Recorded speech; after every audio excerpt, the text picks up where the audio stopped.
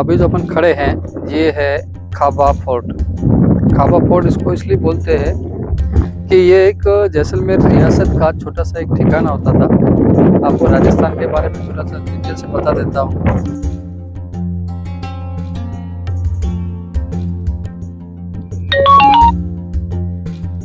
ठिकानों में और रियासतों में क्या फ़र्क होता था आपको मैं एक बार बता देता हूँ।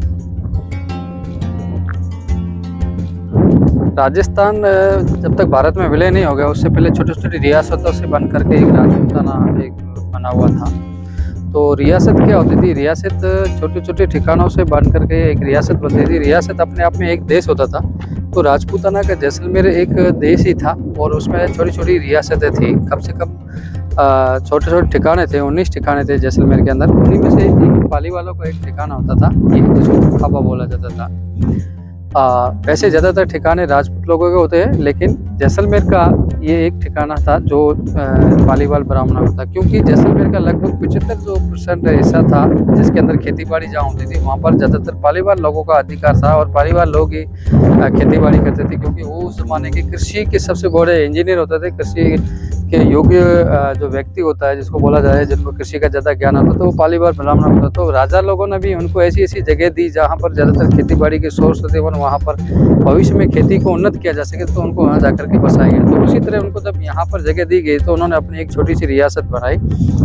रियासत अपने आप एक देश होता था और छोटे छोटे ठिकानों से बनकर एक रियासत बनती थी जो उस जमाने के देश होते। जैसे आज अपन कोई देश बनता है उसमें राज्य होते हैं, राज्यों में जिले होते हैं और जिलों में गाँव होते हैं। वैसे ही रियासतों के अंदर जो ठिकाने होते तो वो उनके जिले होते थे और एक ठिकाने के अधीन में कम से कम 15 गाँव से लेकर के 100 से 150 गाँव आते थे।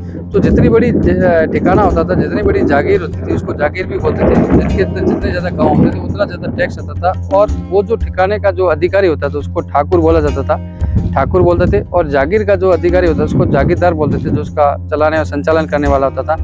तो पालीवाल ब्राह्मणों का ये एक ठिकाना ही था खाबा फोर्ट, छोटा सा जो है ये।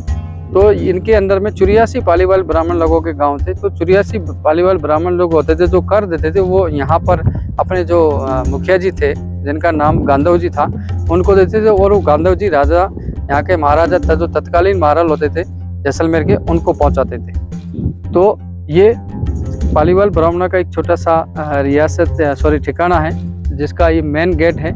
और इसके छोटे छोटे बुरुज बने हुए, जो ये गोल गोल टावर है इनको राजस्थानी भाषा में बुरुज बोला जाता है। और सुरक्षा की दृष्टि से इसकी जो दीवारें बनी हुई है वो बहुत ही मजबूत बनी हुई है और इतनी ऊपर है ताकि आराम से कोई इसके अंदर प्रवेश नहीं कर पाए। और इसको आप देखेंगे कहीं भी इसमें सीमेंट, गारा, चूना या मिट्टी नहीं लगी हुई है। उसका कारण ये था कि अगर इसके ऊपर तोप का भी छोटा बड़ा फायर करेंगे तो ये दीवारें गिरेगी नहीं, क्योंकि इस पत्थर के अंदर उस ज़माने में शीशा पाया जाता था। और इन दीवारों को बनाने से पहले भी इसके अंदर लोहे की रोड़े और शीशा यूज किया जाता था, जिससे भूकंप से इस स्ट्रक्चर को बचाया जाए गिरने से और तोपों से भी बचाया जा सकते। तो यहाँ पर बहुत बार मुगलों के आक्रमण भी हुए हैं इन किलों छोटी छोटी रियासतों के ठिकानों के ऊपर भी। अलाउद्दीन खिलजी के समय भी हुए, फिरोज शाह तुगलक के समय, अमीर अली पठान के समय, लेकिन ये दीवारें गिरती नहीं थी तोपों से। तो ये इनकी मजबूती थी, इसके कारण यहाँ जैसलमेर रियासत को बहुत कम बार मुगलों को हैंडओवर होना पड़ा है। अब अपन देखेंगे यहाँ पर अंदर से पालीवाल ब्राह्मणों के जो ये रियासत ठिकाना बना हुआ किस तरह से है। जैसलमेर रियासत का एक हिस्सा है खाबा फोर्ट। इसकी सुंदरता आप देखिए, जैसलमेर के पीठ पाषाणों से इसको बहुत सुंदर बनाया गया है। इसका भव्य गेट है, इसका दरवाजा है, इसका भी जीर्णोद्धार कराया गया है। और जैसे यहाँ परंपरा है कि सर्वप्रथम चौगर के ऊपर गणेश भगवान की प्रतिमा लगाई जाती है, वैसे यहाँ पर भी लगाई गई है। और इसका भव्य दरवाजा आप देख सकते हैं कितना भव्य दरवाजा है। इसके अंदर जैसे अपन प्रवेश करेंगे तो यहाँ पर पुराने ज़माने में जो सैनिक लोग होते थे इस किले की ठिकाने की सुरक्षा करते थे, उनके रहने का स्थल होता था। यहाँ में जो सैनिक लोग होते थे वो बैठते थे यहाँ पर।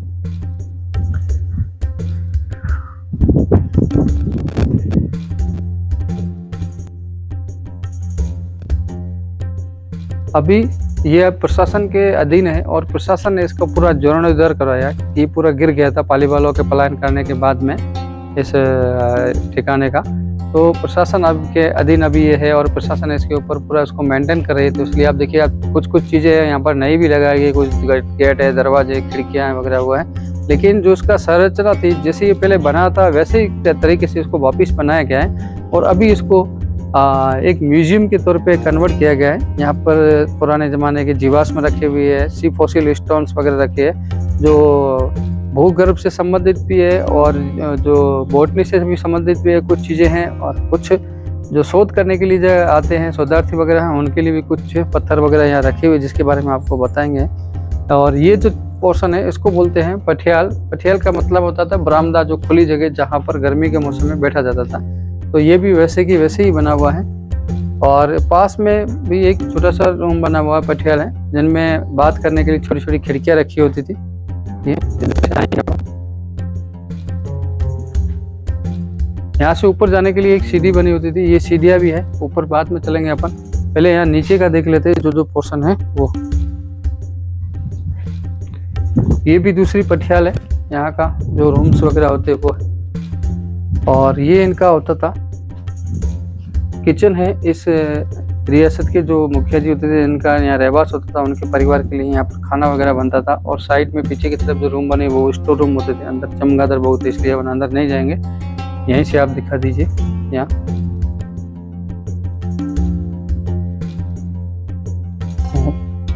ये जिसको बोला जाता था डाइनिंग हॉल, परिवार के मुखिया जी के जो लोग होते थे वो यहाँ पर बैठ करके खाना वगैरह खाते थे पहले। ये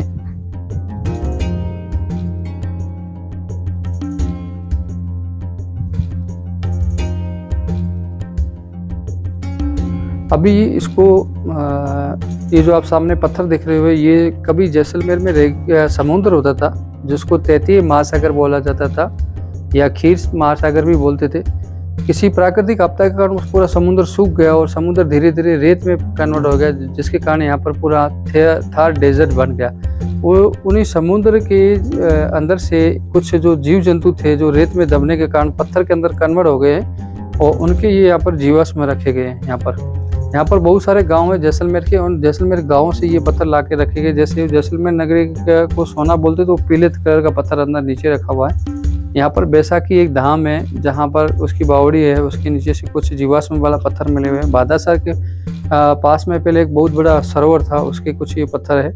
ये पारेवर गांव में वहाँ पर रेत से बने हुए पत्थर है वो है। ये हाबूर गांव को यहाँ का सी फॉसिल स्टोन का बहुत बड़ा एक माइंस है वहाँ पर, जिसमें जीव जंतु जो सामुद्रिक जीव जंतु थे वो रेत में दबने के कारण पत्थर में कन्वर्ट हो गए। इस पत्थर की जो खासियत है मैंने आपको कल किले वाले जो अपने यूट्यूब में बनाया था उसमें भी बताया था, और कल किशोर जी पारिक ने भी आपको बताया होगा इसके बारे में। ये 18 करोड़ वर्ष पुराना पत्थर है। इसको इंग्लिश में सी फॉसिल स्टोन बोलते हैं, हिंदी में बोलते हैं हमारे यहाँ जीवाश्म का पत्थर, और लोकल भाषा में बोलते हैं हाबूर का पत्थर। और उसके बाद में आगे है सोनू गांव है जिसका पत्थर है, जिसको लाइम स्टोन बोलते हैं इसको। ये स्टेनलेस स्टील के लिए काम वगैरह आता है। ये बलुआ पत्थर जो जमीन में जम गया उसका है। और खुयाला आगे गांव था एक, उसमें बहुत बड़ा समुद्र था, उसके अवशेष है लगभग 7 करोड़ वर्ष पूर्व।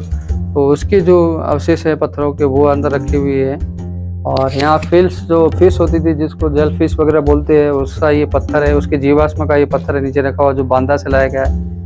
और नीचे जो सुमार लिखा हुआ सुमार गांव था वहाँ से लगाया गया। ज्वालामुखी जो होती थी पहले समुद्र के अंदर, उनके जो पत्थर वगैरह वो यहाँ पर ला करके रखे गए। अभी ये पूरा आप समझ लीजिए यहाँ पर इसको म्यूजियम में कन्वर्ट कर दिया है इस ठिकाने को, जो पालीवालों की रियासत थी उसको, क्योंकि लोग इसके ऊपर अधिकार जमाने के लिए हर कोई लड़ रहे थे, तो प्रशासन ने इसको अपने अंडर में ले लिया।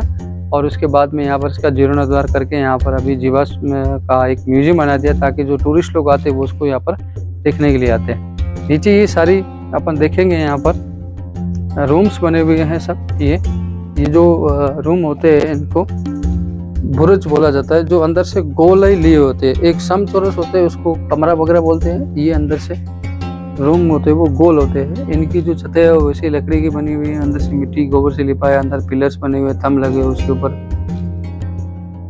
अंधेरा पूरा अंदर? हाँ अंधेरा है, दिखने जितना दिख रहा है उतना दिखा दीजिए, दिख रहा है उतना।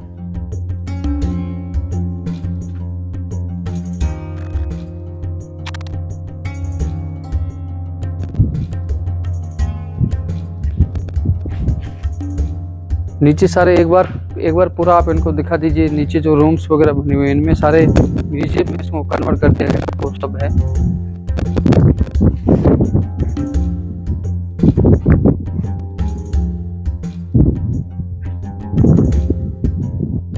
इधर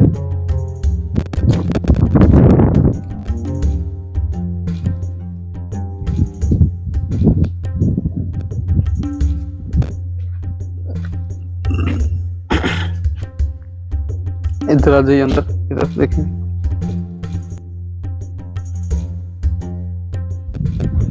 ये सारे रूम है। अभी यहाँ पर पालीवाल ब्राह्मणों के मुखिया जी रहते थे, उनके परिवार के लोग रहा करते थे, उनका है। अभी इसको म्यूजियम में कन्वर्ट कर दिया गया है।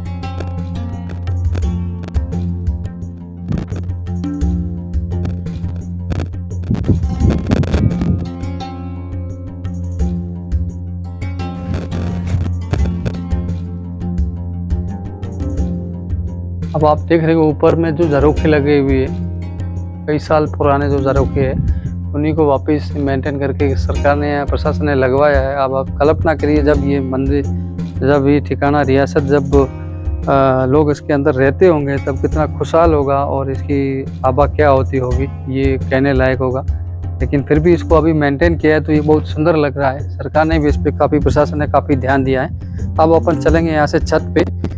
उनके जो इनकम ऑफ सोर्स थे वो ज़्यादातर खेती बाड़ी होते थे और ये खेती में उन्नत होते थे, इसलिए इनको कृषि इंजीनियर भी बोलते थे यहाँ के राजा लोग। उन्होंने खेती में बहुत अच्छे काम किए, अनुकरणीय काम किए हैं।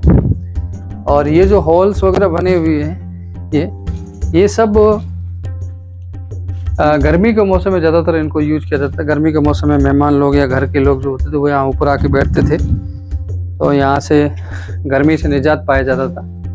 अभी मेंटेन किया तो इसकी छत लकड़ी की जो हटा देगी, अभी पत्थर की पत्तियाँ लगेगी इसके ऊपर। और यहाँ से आप देख सकते हो, मैंने आपको बताया था ये लोग वो जल संरक्षण करने में बहुत ही होशियार थे, बहुत ही आगे थे। तो आप सामने देख सकते हो। अभी इसको खड़ीन बोला जाता है राजस्थानी भाषा में। जो नदी नालों को पानी जो होता था वो बह करके जहाँ इकट्ठा होता था, उसी के चारों तरफ एक तरफ रेत की एक दीवार कर देती, जिसको राजस्थानी भाषा में पाल बोलता है। उस पाल के अंदर इस पानी को इकट्ठा किया जाता था, जैसे 12 महीने तक पीने के लिए पूरे गांव को पानी उपलब्ध हो जाता था।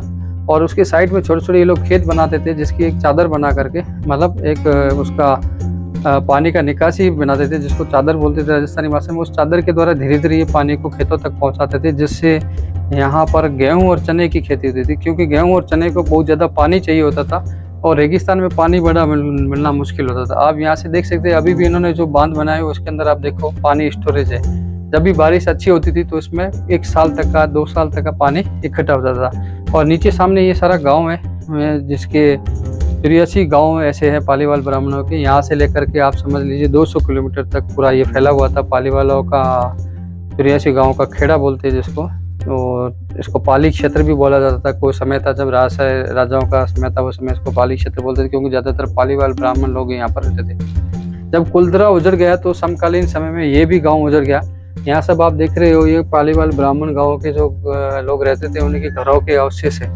लोगों ने इसमें धन संपदा छिपे होने की आशंका के कारण जो बाद में लोग आकर के बसने लगे, तो उन्होंने इस मकानों को, जो थोड़े बहुत बचे हुए थे, उनकी छतों को, उनकी दीवारों को खोद डाला पूरा, कि कहीं हमें कुछ धन मिल जाए। लेकिन कुछ हासिल नहीं हुआ, क्योंकि वो लोग अपनी जो धन संपदा थी उसमें जब यहाँ से पलायन करके तो साथ में लेके चले गए, लेकिन घर जो भरे हुए थे वो छोड़ के गए थे, अपने पशु वगैरह थे वो सब छोड़ के चले गए थे, जरूरत का सामान खाली लेके गए थे, बाकी जो कैश था वो लेके गए थे, सोना चांदी साथ में लेके गए थे, बाकी कुछ था जो सब कुछ छोड़ के चले गए थे, जैसे बर्तन बांधे है या कपड़े है या अपना जो पशु है और पशुओं से संबंधित जैसे सामान है, बैलगाड़ी है या घोड़ा गाड़ी वगैरह है, जो इनको ज़रूरत नहीं थी, जिसकी ज़रूरत क्योंकि उसको लेकर के नहीं जा सकते थे, तो वो सारी चीज़ें इन्होंने यहाँ पर छोड़ दी। जैसे अपन ने कुलदरा में मंदिर देखा था, तो वैसे ही इनका गांव का मंदिर बना हुआ है। ये कृष्ण भगवान के बहुत बड़े उपासक होते थे, विष्णु भगवान के, जिनको ठाकुर जी भी बोला जाता है राजस्थानी भाषा में। ठाकुर जी का भी मंदिर वहाँ बना हुआ है अंदर बीच की तरफ में, और इनका एक पर्सनल मंदिर भी अंदर बना हुआ है, इनका देवी माता का जो अंदर बना हुआ है।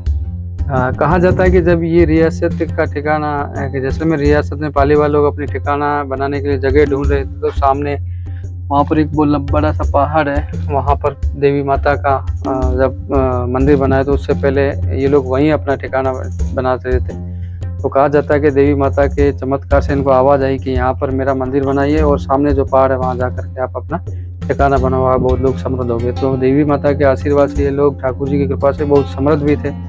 और आप सामने देख सकते हो ये खेती बाड़ी में तो इतने उन्नत थे कि ये जो चाहे वो पानी को इकट्ठा करके जिसकी चाहे उस खेती कर सकते थे। इसीलिए इनके पास बहुत सारी खेती और उपज होने के कारण पैसा भी बहुत आता था। और ये लोग घरों में फ्री नहीं बैठते थे, खेती बाड़ी नहीं होती तो औरतें घरों में हाथ करके का काम करती थी, जिसमें एम्ब्रॉयडरी, पैचवर्क की बेडशीट, बेड कवर होता था, ब्लॉक प्रिंट का, हैंड प्रिंट का काम ये लोग करते थे और छोटी मोटी ज्वेलरी भी बनाते थे ये लोग, जिससे इनके पास खूब पैसा आता था। तो जैसलमेर जो पालीवाल ब्राह्मण लोग जैसलमेर में रहते थे तो ये लोग बहुत समृद्ध होते थे, इनके पास पैसे की कोई कमी नहीं होती थी। इसीलिए जैसलमेर रियासत को जो सबसे ज़्यादा जो टैक्स जाता था वो पाली क्षेत्र से जाता था। पाली क्षेत्र जो 84 गाँव पालीवाल ब्राह्मणों के होते थे उनको पाली क्षेत्र बोला जाता था, जिसमें जो सबसे बड़े इनके पंचायतन गाँव होते थे वो जिसको ठिकाना बोलते हैं, जिसमें कुलरा है और ये खाबा फोर्ट है जहाँ इनके मुखिया लोग रहा करते थे। तो ये गांधव जी का जो परिवार है वो इसी में रहता था और पीढ़ी दर पीढ़ी उन्होंने जब तक पालीवाल यहाँ रहे 700 साल तक तो उन्हीं के परिवार से ही मुखिया बनता था। इनके ऊपर देवी माता की असीम कृपा थी इन गांधव जी के परिवार के ऊपर। तो उन्होंने जहाँ भी ये लोग रहे तो ठाकुर जी का मंदिर और देवी माता का मंदिर हमेशा अपने घर में भी बनाते थे और गाँव के अंदर भी बनवाते थे, जिनसे इनकी कृपा होती थी। अभी आपको मैंने रास्ते में दिखाया जहाँ छोटे छोटे तालाब बनाए गए, तालाबों को जिनको खड़ीम बोला जाता है, उसके आसपास ये लोग खेती बाड़ी करते थे। पानी का स्टोरेज करने के लिए इनके अंदर बहुत बड़ी अच्छी कला थी। जो रेगिस्तान में पानी इकट्ठा करना यानी कि आप समझ लीजिए गहरे समुद्र से मोती निकालने के बराबर होता था और यही काम इन्होंने करके दिखाया। इसके कारण यहाँ के जो समकालीन जो भी राजा होते थे वो लोग इनसे बहुत खुश रहते थे, क्योंकि ये पानी को इकट्ठा करके 12 महीने तक पानी से समस्या को खत्म कर देते थे और उसी पानी से ये लोग अन्न भी उत्पन्न करते थे, जिससे राज्य समृद्ध होता था। इसीलिए इनको लंबे समय तक जो भी राजा बना जैसलमेर रियासत का, उन्होंने इनको संरक्षण दिया। और उस समय राजाओं का जब डेथ होगी, बड़े राजाओं की और छोटे छोटे राजकुमार थे, तो रानी लोगों ने अपने प्रधानमंत्री जो थे दीवान जिनको बोला जाता था, राजस्थान में जो प्रधानमंत्री होता था राज्य उसको दीवान बोलते थे। दीवान सालम सिंह के समय में जब इन पालीवालों के बारे में, इनकी समृद्धता के बारे में, उनको समृद्धि के बारे में, इतनी संपन्नता के बारे में जब इनको पता चला सालम सिंह जी, तो सालम सिंह जी ने इनके ऊपर बहुत बड़े टैक्स और कर लगाने शुरू कर दिए। तो ये लोग कर नहीं चुका पा रहे थे, तो इनके साथ कुछ ऐसी शर्तें रखी इनकी बहु बेटियों के साथ शादी करने के लिए। तो उस ज़माने में राजस्थान में जाति प्रथा को बहुत महत्व दिया जाता था। अपनी जाति की लड़की अदर जाति में देने का मतलब अपनी इज्जत दूसरी को गंवा देना। तो ये लोग अपनी इज्जत को, आन को, बान को, शान को नहीं गंवा करके अपनी मातृभूमि का त्याग कर दिया और यहाँ तक करके एक ही रात में इन्होंने कुलदरा के अंदर फैसला लिया और उसके बाद ये लोग यहाँ से पलायन करके चले गए। तो ये सारा आज वीरान पड़ा है गांव, उसको भूतिया गांव भी बोला जाता है। लोगों ने जैसे जैसे अपना मतलब निकला उस हिसाब से इसकी हिस्ट्री निकाली।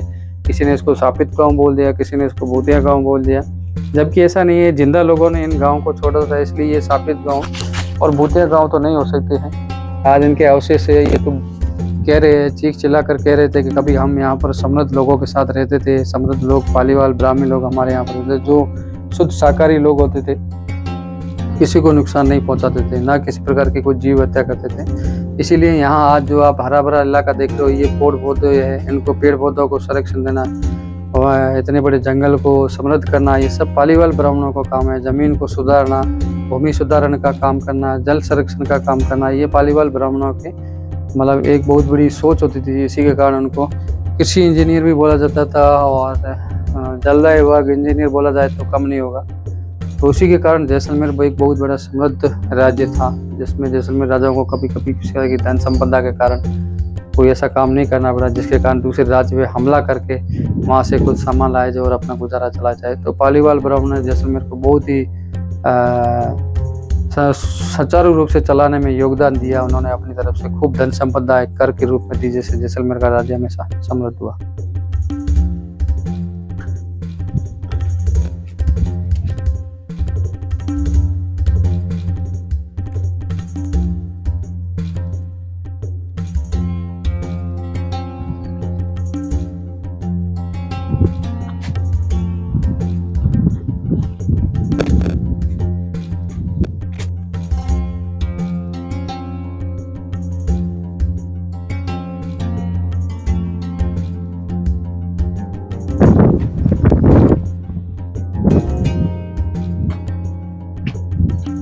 बस यही तक जा सकते, ऊपर दिखाई नहीं था, ऊपर छत लगी हुई नहीं है। छत होती तो फिर ऊपर से और भी मजा आ जाता। यहाँ से आप दिखा सकते हो पूरा व्यू। ये मुख्य द्वार के ऊपर का नजारा जो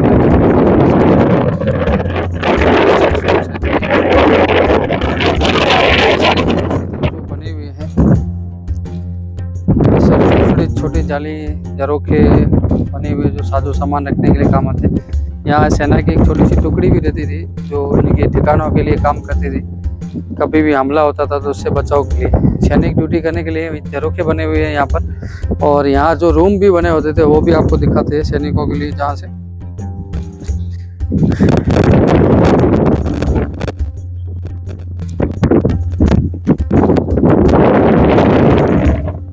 इनमें ऊपर आने जाने के लिए ये 4-5 सीढ़ियाँ बनी होती थी, अलग अलग रास्ते होते थे जो यहाँ के लोगों को पता होता था। कुछ गुप्त रास्ते भी होते थे, हर किसी को उसके बारे में नहीं बताया जाता था। जैसे इसकी किले की छोटी सी ठिकाना था, उसकी सुरक्षा बनी रहती थी, सुरक्षा की दृष्टि से इसको गोत्र भी बनाया जाता था। ये आपको दिखाया, आपको नीचे की तरफ देखिए था अपन ने, वैसा ही ये बुरुज का ऊपर वाला भाग है। नीचे फैमिली के लोग रहते थे और ऊपर जो सैनिक होते थे वो लोग रहते थे। ये छोटे छोटे झरोखे बने हुए हैं, ये सैनिकों के लिए बने होते थे रूम्स वगैरह, जो इस छोटे से ठिकाने की सुरक्षा करते थे। क्योंकि इनके पास भी राजा की तरह अपना एक गुप्त खजाना होता था, जिसमें मुखिया को पूरे समाज को संचालन करना होता था। पालीवाल समाज बहुत समृद्ध था, तो उसका जो व्यक्तिगत एक फंड होता था वो हमेशा मुखिया जी के पास ही जमा रहता था। किसी भी समाज में अगर किसी के साथ कोई दुर्घटना हो जाती है, कोई गरीब है, उसकी बच्ची की शादी वगैरह करनी है, या कोई सामाजिक कार्य होता था, या समाज समारोह होते थे, अपने आराध्य देव का जो जन्मोत्सव वगैरह होते थे, तो ऐसे कुछ उत्सव मनाए जाते थे। उनके लिए जो फंड जमा होता था वो भी मुखिया जी के पास होता था। तो इस ठिकाने के लिए सैनिक भी रहते थे, उनके लिए रूम वगैरह बने हुए हैं। और ऊपर चौकसी के लिए ये हमेशा अपन देखेंगे, चौकसी के लिए भी यहाँ पर ये छोटे छोटे टावर्स बने होते थे। यहीं से देख ले, टावर बने होते हैं। और अगर इनको कभी पोजीशन लेनी पड़ती तो ये पिलर्स बनाए जाते जिसके पीछे सैनिक छिप करके सामने वाले सेना से लड़ाई करने के लिए पीछे से छिप के राइफल्स वगैरह चलाते हैं। और इसके नीचे से छोटी छोटी बनी हुई है जालियाँ जो आमने सामने की तरफ निकलता है, आप देखेंगे इधर भी छेद है जिसमें राइफल को रखा जाता था, ताकि उसका पीछे सैनिक वाला शरीर वो सुरक्षित रहे। और ये जैसा तो ये लोग ज़्यादातर सामने से आप समृद्ध गांव दिख रहे हो। सेना अगर पीछे की तरफ से आते थे तो इनको और भी ज़्यादा मौका मिल जाता था। पीछे से तो समतल थे तो सीधा आ सकती थी सेना, इसलिए हमेशा इधर की तरफ इनको ज़्यादा सुरक्षा रखनी पड़ती थी। पीछे की तरफ ढलान की तरफ तो ये और ज़्यादा सुरक्षित थे, क्योंकि सेना को ऊपर चढ़ने में समय लगता था।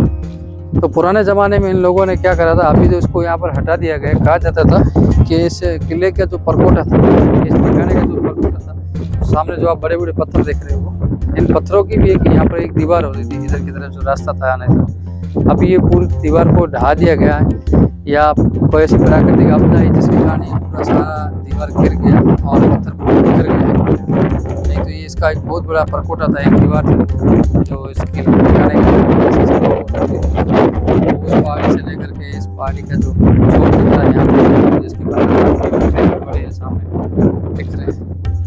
और ये सारा बुरुज होता था जिसकी छत पे अपन खड़े हैं, जहाँ सैनिक लोग पोजीशन लेते थे।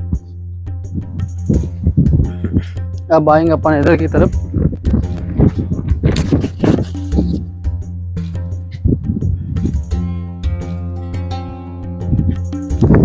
ये जो सारा आप छत देख रहे हैं,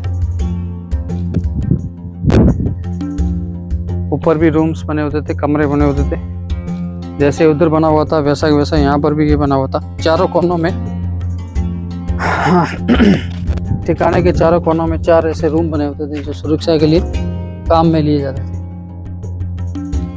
अब इनका रख रखाव नहीं है, तो आप देख सकते हैं ये काफ़ी कुछ जर्जर हो चुका है, जर्जर अवस्था में है ये। लेकिन इनके सिरे वगैरह, इसकी छत पूरी गिर गई है, ऊपर से तो खुला है। ऊपर वाले को अपन पीछे वाले को देखा था, उसकी छत लगी हुई थी।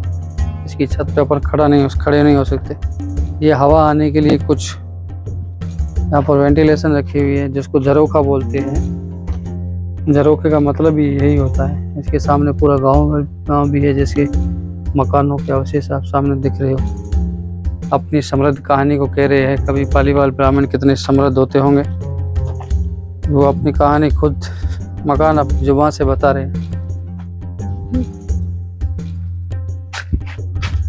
अब अपन चलेंगे नीचे की तरफ। कैमरा ऑफ कर दो, जो मंदिर बना हुआ उधर की तरफ। अजय सामान है कुछ जो घर की ज़रूरत के लिए काम में आता था। ये अनाज रखने के लिए आप देख सकते हो।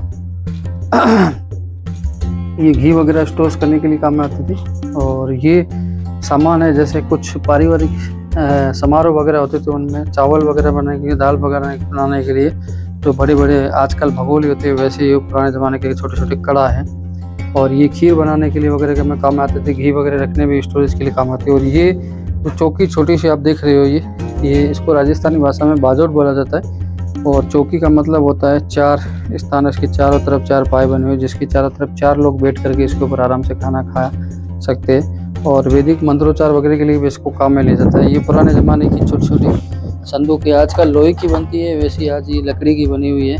और इसमें कुछ इसको मसाला दानी की तरह यूज किया गया। छोटे छोटे इसमें खाने बने जिसमें मसाला भी रखा जाता था, वो है। और इसको बोलते हैं पूड़ी। पूड़ी 2 तरह से काम आती थी, एक तो पानी भरने के लिए भी काम में आती थी और एक घी रखने के लिए भी काम में आती थी। और ये छोटे छोटे कटघरे हैं। और ये डेस्क भी है, डेस्क की तरह इसको यूज करते थे। आप देखते हैं पुराने ज़माने में जो सेठ लोग होते थे, अपने इसके ऊपर बही खाते वगैरह लगते थे और अंदर बही खातों को और कैश को रखा जाता था, वो है। और ये जो है इसको बोलते हैं छबड़ी, जिसमें अपना घर का सामान अनाज वगैरह है, कुछ सब्जी फल फ्रूट वगैरह रखते थे।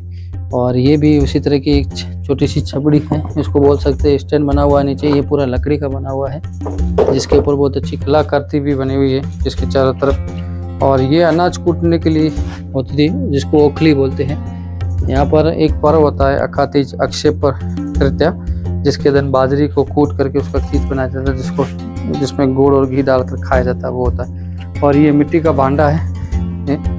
और इसको देख सकते हैं आप, ये गाय का जब दही जमाया जाता था, दही को सुबह ठंडा करके मॉर्निंग में फिर इसमें डाल करके बिलोना किया जाता था, घी निकाला जाता था, देसी घी मक्खन के साथ। मक्खन निकलता, मक्खन को गर्म करते थे, फिर उसका घी निकाला जाता था। ये वो है, ये चीज़ें हैं। इनमें पत्थर की चक्की रख करके आटा भी पीसा जाता था, उसका ये कवर भी है, उसकी तरह भी इसको यूज किया जाता था। ये कुछ घरेलू सामान है।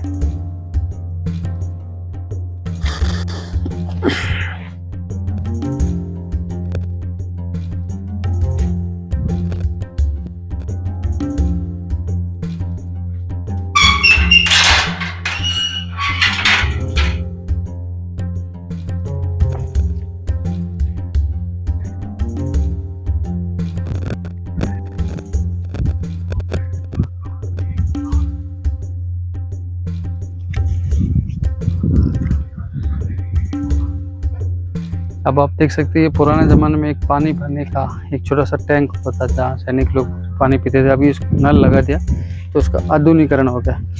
अब आप देखिए इस टैंक को ऊपर से देखेंगे, ये इसका ढक्कन लगा हुआ है जो भी पत्थर का बना हुआ है। ये आप सोच सकते हैं, अब इसको थोड़ा पीछे देते हैं तो ये अंदर पानी दिख रहा है, इसमें पानी भरा जाता था इसमें।